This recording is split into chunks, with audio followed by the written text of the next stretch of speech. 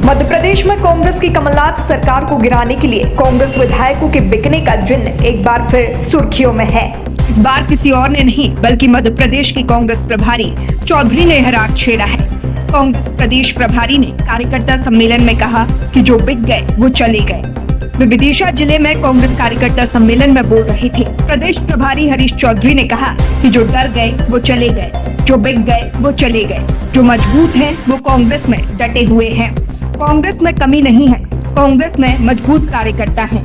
बता दें कि कांग्रेस की कमलनाथ सरकार को कांग्रेस के ही विधायकों ने बीजेपी में शामिल होकर गिरा दिया था। उस समय कांग्रेस विधायकों में करोड़ों रुपए में बिकने की सियासी चर्चा भी गर्म थी। वहीं विधानसभा लोकसभा चुनाव के पहले कई पूर्व मंत्री और विधायकों ने कांग्रेस छोड़कर बीजेपी का दामन थाम लिया था। जो डर गए वो चले गए, जो बिक गए वो चले गए, जो मजबूत थे, जो डरे नहीं, वो आज इस कानून के अंदर बैठे। मजबूत लोग आज मीडिया में ये बात कही जाती है, उन्होंने प्रकोष्ठ भी बनाया भारतीय जनता पार्टी के लोगों ने कि कांग्रेस के लोगों को भारतीय जनता पार्टी के अंदर शामिल करें कि कांग्रेस ही कम हुए, कांग्रेस ही कम नहीं हुए। आज मैं मध्य प्रदेश और देश को बताना चाहता हूँ कांग्रेस की कमी नहीं है। विदिशा के अंदर कांग्रेस मजबूती से बैठी हुई है, तो सामने बैठे हैं ये मजबूत कांग्रेस के कार्यकर्ता। नरेंद्र मोदी जी की भारतीय जनता पार्टी की सरकार की सोच क्या है?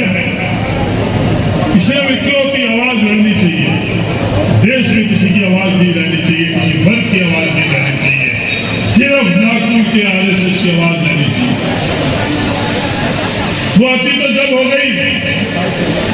आज देश की सरकार संविधान के अंदर क्या है? देश की सरकार संविधान में प्रधानमंत्री की सरकार नहीं है, कैबिनेट की सरकार।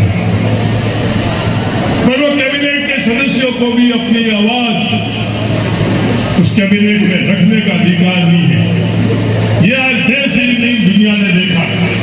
उनकी खुद की तकलीफ, क्योंकि वो मखमल की कुर्सी मध्य प्रदेश के लोगों की ताकत से मुख्यमंत्री के तौर के ऊपर मिली। वो चंद मिनट उनको वो कुर्सी उपलब्ध नहीं हुई, तो वो भावना, वो आवाज भी कैबिनेट के माध्यम से कैबिनेट के मंत्री को रखने का अधिकार नहीं था। तो वो भी ट्विटर एक्स से आजकल उसके माध्यम से अपनी आवाज उठाना। क्यों? क्योंकि सरकार के अंदर उनकी आवाज नहीं सुनी जाती है। क्यों? क्योंकि कैबिनेट के अंदर उनकी आवाज नहीं सुनी जाती। रखने का जो उनकी पीड़ा, दर्द कि मेरी आवाज कोई नहीं सुन रहा है, मेरी बात कोई नहीं सुनता, वो ट्विटर और एक्स के माध्यम से।